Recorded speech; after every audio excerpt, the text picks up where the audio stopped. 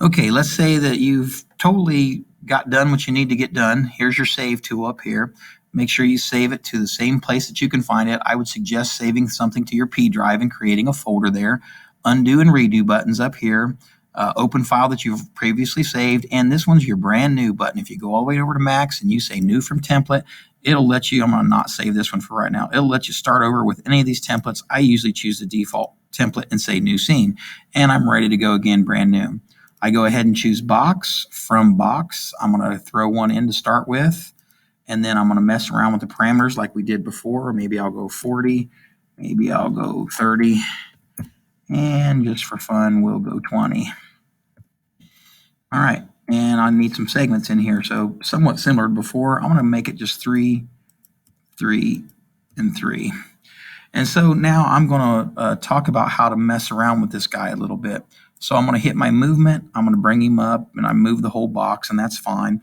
And now you'll go, well, what's next? What's next is the little rainbow over here, which is called modify. I go pop down to my modifier list. Down on my modifier list under the E's, there's something called edit poly. Under the edit poly, there's a little vertice button. And now as you can see, and this is called your steering wheel, I'm going to move my vertices all around. You can see that it makes these little blue dots, and each one of these is a vertice. And it depends on the number of segments you broke it into is how many dots you get. If we'd have wrote in that one place where we went 3, 3, and 2 or whatever we wrote in there, man, if we'd have went 6, 7, and 24, this thing would have a bunch of dots all over it. So again, I'm going to talk about my zoom tool, and I'm just going to roll in one of these a little bit. I'm going to roll in right on it. Okay, and I might use my pan tool and pull it over just so I can make sure I've got it. All right, so now I've got this guy done here, and I'm going to talk about the difference in this guy here. If this is clicked, this means anything that touches. If this is not clicked and this box is totally inside, it means whatever's inside. So if this guy is totally what's inside, we'll go back to move for a moment.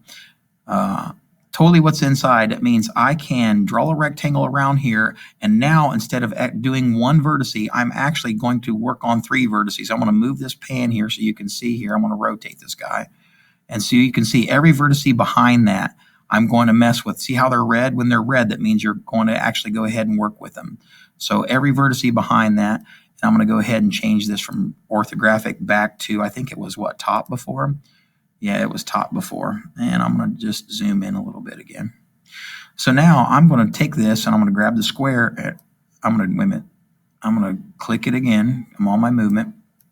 And then I'm going to grab this inside square. No, I'm not, I guess. I'm going to go down. There we go. Now I'm going to go in. And what we've just done, we can check out the orthographic picture here. I've taken this entire side of this figure and beveled it down. Okay, you can see it kind of looks like this. If I'd have done this without hitting this tool first, and if I'd have just clicked on one instead and moved it, you can see that it's only actually going to move one vertice. And so this picture looks entirely different. And now that I've got a basketball team down here, I think I'm going to cut this video off.